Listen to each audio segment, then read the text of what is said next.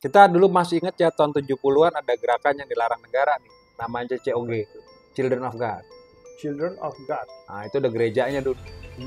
Dan di Bisa kita ceritakan sedikit tentang COG dulu tahun 70-80-an itu terkenal karena salah satu bentuk ritus ibadahnya adalah tukar pasangan.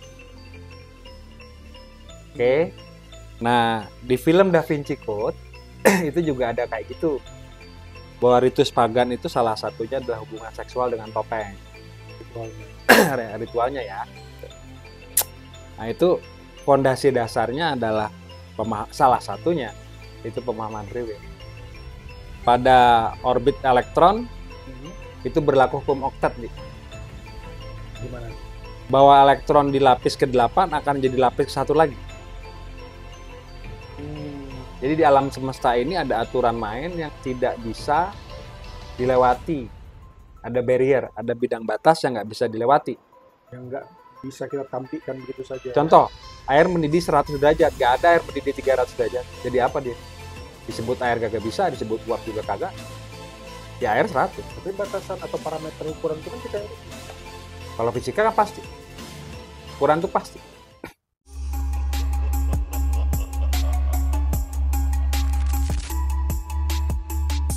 Halo kawan-kawan, jumpa lagi bersama saya dan Hendra di Spiritual Indonesia. Kali ini perbincangan kita mungkin luas, mungkin banyak yang nanti akan kita bahas. Hendra, gimana kabarnya hari ini? Habis lari-lari. Habis lari-lari. Yoi. Jadi ritualnya gini, jadi ini tips ya untuk semua, baik untuk yang sehat dan yang kayak saya.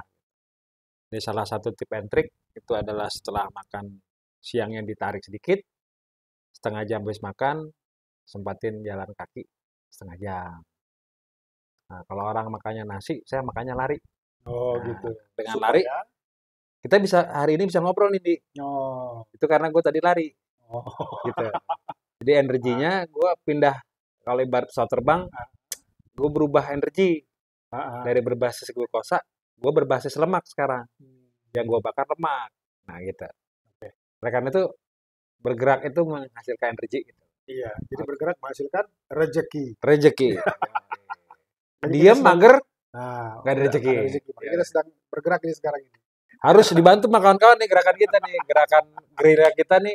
Subscribe, like-nya ditunggu sama komennya, biar naik trafiknya ya. Kawan dari Spiritual Indonesia itu terutama kan. Oke, kita salam dulu dah sama teman-teman dari SI. Silakan. Oke, teman-teman Spiritual Indonesia, khususnya para senior ya. Ya. Salam buat Mas Leonardo Rimba, kita lagi rencana untuk bertemu beliau. Salam buat Mbak Yang Rati. Oh iya, sebentar, gue potong. Nanti kalau nggak salah tanggal 30 Agustus itu ada pertemuan apa namanya? SI di Pondok Cabe. Di Pondok Cabe di rumahnya Mas Leo. Rencananya gitu ya, gitu kawan-kawan ya. Nanti datang ya kawan-kawan ya. Ya, kita nyapa juga Mbak Christina Anastasia. Iya. Kalau dengar di channel kita, Mas Saugi nonton. Mas Saugi Arvin Kasawa, kemudian teman-teman di yang lainnya lah. Bisa kita sebutkan satu persatu ya. Oke. Kembali ke topik nih. Gue ingin bicara tentang free will. Oke. Kemarin kan waktu kita sering ngumpul-ngumpul dulu ya, masih sering ada sarasehan yang sekarang sudah jarang kita lakukan dan mudah-mudahan nanti tanggal 30 ya. Itu banyak teman-teman yang berbicara tentang free will. Nah, menurut Lundra, sebetulnya free will itu apaan sih? Nah, karena gue bukan pemerhati free will, mungkin nggak tepat juga kali definisi gue dan pengamatan gue gitu. Tapi kita ambil contoh teman kita yang meyakini free will, tidak usah disebut nama, ada yang sangat meyakini adanya free will. Gitu. Cuman motivasi free will-nya apa sih gitu? Itu yang dipertanyakan. Malah justru yang dipertanyakan apa motivasi free will-nya apa? Gitu ya. Oke, silakan. Gini, di dunia antah berantah ini, kawan-kawan nih semua pemirsa harus tanda petik berhati-hati ya. Gitu. Di luar sana terlepas kontroversi ya, ini versi gua. Ya. Banyak yang disebut seksual predator. Paham? Oke. Lanjut. Seksual predator nih bukan hanya sisi seksual ya, tapi siapapun yang mengambil gratifikasi seksual secara gratuito. Nah, Oke. ada yang sekedar flirting, menggoda, mendapat kenikmatan dari candaan menggoda, ada yang mendapatkan kenikmatan sampai titik-titik yang begitu akrab ya, begitu intim. Tapi itu terlepas soal pribadi. Rata-rata pendapat free will itu terhubung itu, Dik, yang gua amati di Hmm. lapangan. Sebagai sebuah justifikasi untuk bisa mendapatkan gratifikasi-gratifikasi tertentu. Jadi kayak apa namanya, pembenaran diri. Kalau pembenaran diri, ya gue juga benar diri gue, gitu kan. Oke. Nggak akan ngomong ke sana. Justifikasi dalam pengertian yang lebih dalam ya. Katakanlah begitu. Tapi yang di-awarekan kepada para pemirsa spiritual Indonesia, ketika ada isu free will, ada isu itu, Ya. maka yang harus tergambar dalam pikiran para pemirsa adalah konsepsi atau batasan-batasan etika tentang hubungan manusia dalam free will. Hubungan manusia dalam free will. Tidak terbatas hubungan laki dan perempuan ya, dalam artian yang jauh lebih luas. Saya juga mencakup teman-teman kita yang Menganut paham berbeda, LGBT, berbeda. transseksual. Free will sering diartikan seperti itulah. Jadi ada motivasi tersendiri dan kemungkinan besar karena dorongan seks, Libido. dorongan libido. Nah, dan mereka menganut paham ini untuk kata-kata untuk mendekatkan maksud aja ya. Paham mereka adalah free will. Kita dulu masih ingat ya tahun 70-an ada gerakan yang dilarang negara nih, namanya COG, Children of God. Children of God. Nah, itu ada gerejanya dulu. Dan Bisa ceritakan sedikit tentang COG dulu tahun 70-80-an itu terkenal karena salah satu bentuk ritus ibadahnya adalah tukar pasangan. Oke. Nah, di film Da Vinci Code itu juga ada kayak gitu. Bahwa ritus pagan itu salah satunya adalah hubungan seksual dengan topeng. ritualnya. Ritualnya ya. Nah, itu fondasi dasarnya adalah salah satunya itu pemahaman free will. Tetapi secara pribadi kemanusiaannya, free will itu sendiri sebetulnya memang, ya kalau gue lah kan, gue pengen minum kopi, minum coklat panas misalkan, atau minum teh manis, ada 3 gelas di depan gue bebas dong milih yang mana. Dalam keadaan, kalau begini, dalam ilmu fisika, kaidah fisika yang disebut derajat kebebasan, atau degree of freedom, atau F, itu sebutan notasi ilmu fisika ya. Rumusnya adalah derajat kebebasan kurang 1. Pengertiannya gini. Contohnya, pada orbit elektron, itu berlaku hukum oktet nih. Gimana itu? Bahwa elektron di lapis ke-8 akan jadi lapis ke-1 lagi. Jadi di alam semesta ini ada aturan main yang tidak bisa dilewati. Ada barrier, ada bidang batas yang nggak bisa dilewati. Yang nggak bisa kita tampilkan begitu saja. Contoh, air mendidih 100 derajat. Nggak ada air mendidih 300 derajat. Jadi apa dia? Disebut air kagak bisa, disebut uap juga kagak. Ya air 100. Tapi batasan atau parameter ukuran itu kan kita yang bikin. Kalau fisika kan pasti. Ukuran itu pasti. Oke, dilanjut. Bahwa kecepatan mobil 100 km per jam dengan kecepatan pesawat 100 kan sama. Ya. Berarti ukuran-ukuran itu berlaku secara universal. Nah, kalau kita bicara free will kan berarti ukuran. Ukuran kebebasan itu apa? Ya, larinya jadi ke situ ya. Iya, ukuran kebebasannya apa gitu.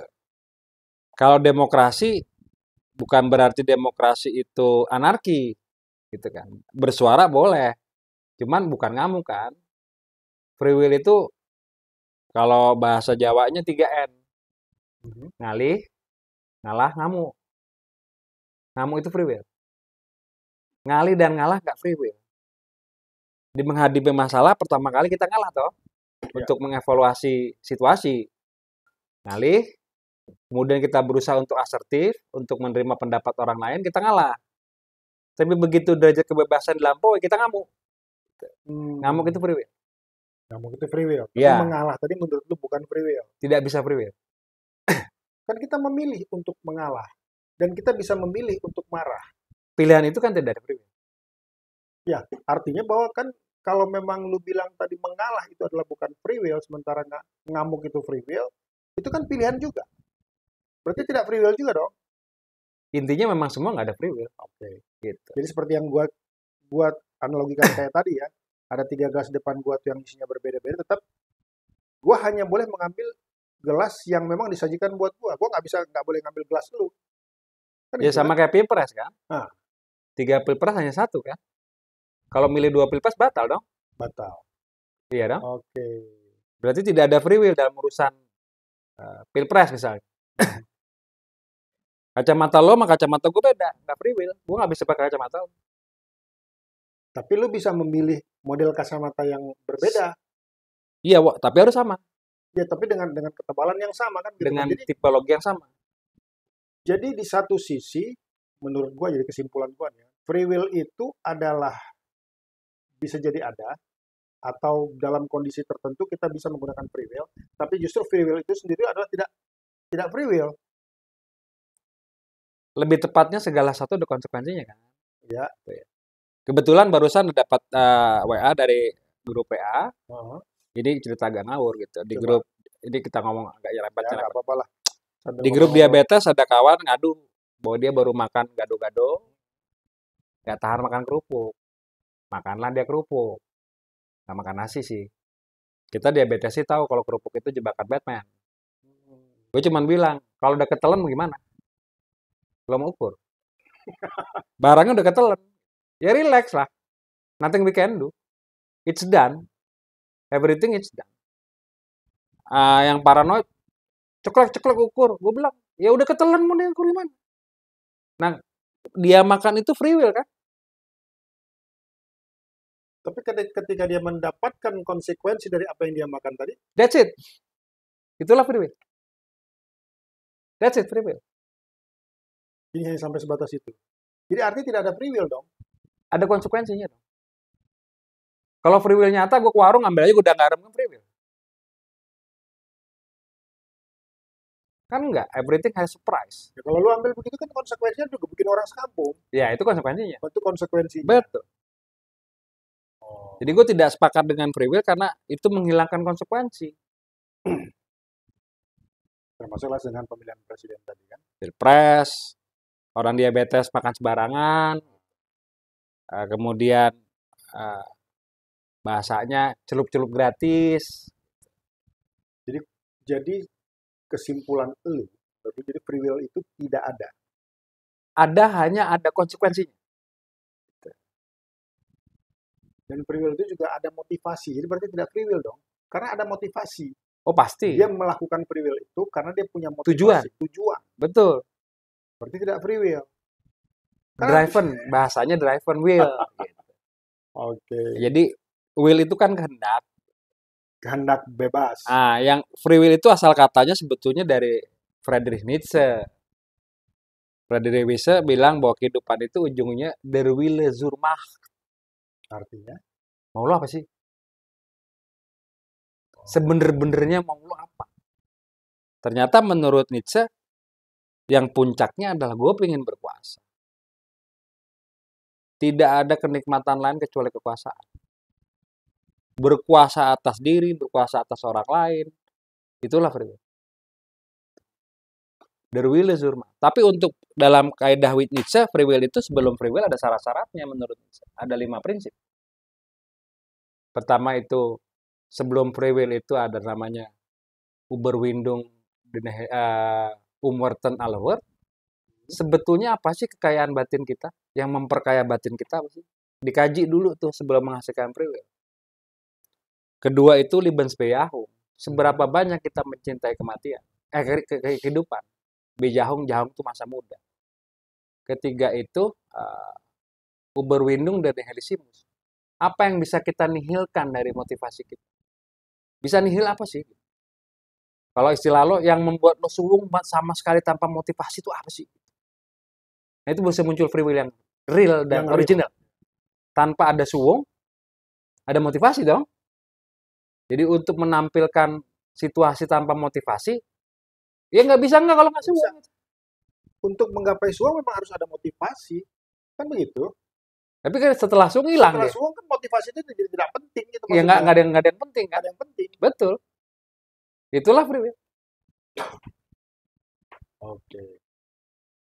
Ini belum suung sudah free will, bingung gue.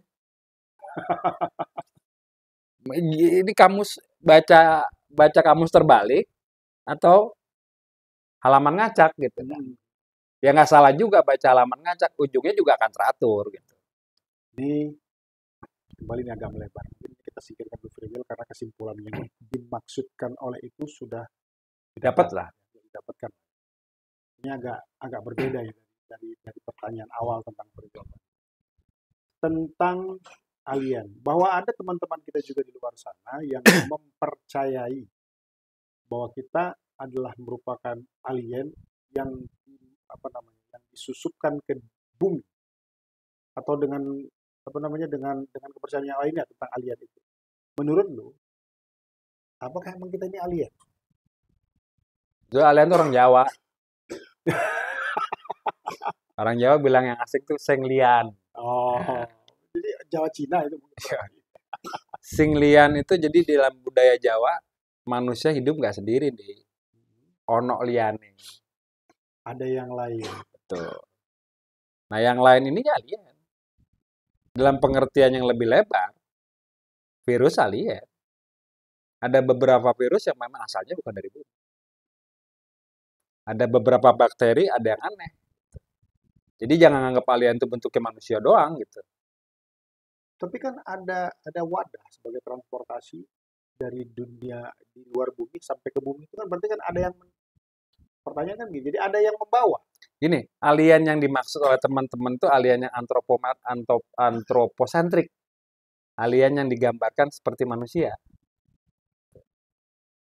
Jadi bertubuh manusia, berambut, berkepala, bermata, itu kan prinsip antroposentrik. Tapi alien yang dimaksud itu adalah kecerdasan asing. Namanya SETI, Search for Extraterrestrial Intelligence. Jadi mencari kecerdasan-kecerdasan lain di luar bumi. Yang bentuknya belum tentu menyerupai tubuh manusia. Nah, dalam konteks bahasa yang paling bisa menggambarkan itu adalah Al-Quran. Menyebutnya jin. Jin itu artinya yang tersembunyi. Bukan jin setan loh, bukan. Ya, dari bahasa Arabnya. Dalam bahasa jin itu tersembunyi. Kandungan janin. Tersembunyi. Sesuatu yang tersembunyi jin. Jin itu asal kata dari gen. Genetik itu asal katanya jin. Gin. Gitu. Berkembang sesuai dengan tempat dan waktu ya. Betul. Jadi yang alien, yang disebut alien itu tidak selalu antroposentrik. Tidak selalu berbentuk seperti ini. Yang disebut alien bisa jadi makhluk-makhluk cerdas, makhluk asing yang memiliki kecerdasan. Terlepas apapun bentuk makhluk itu. Ya bisa nggak, makhluk ini bisa nggak punya kaki, bisa nggak punya kepala, bisa nggak punya tangan, bisa tidak seperti kita. Dan lu mempercayai itu ada? Kenapa enggak? Kan gitu. Jawabannya adalah bukan percaya atau tidak. Jawabannya adalah kenapa enggak? Nggak ada salahnya juga percaya gitu. Karena kita percaya kecerdasan, bukan fisiknya. Dan secara metafisik banyak orang membuktikan jin itu ada.